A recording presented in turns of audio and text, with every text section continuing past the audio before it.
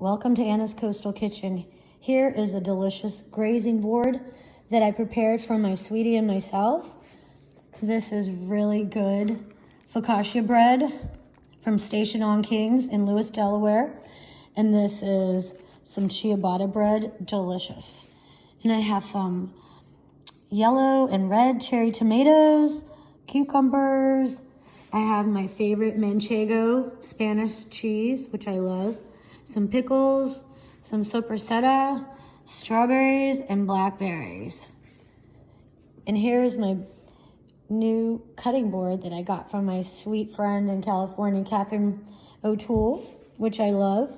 Anna's Coastal Kitchen, I just love it.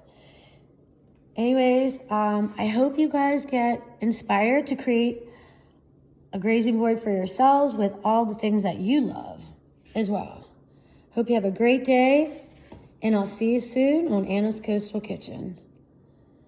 If you like this video, give me a big thumbs up and subscribe. I'll see you soon.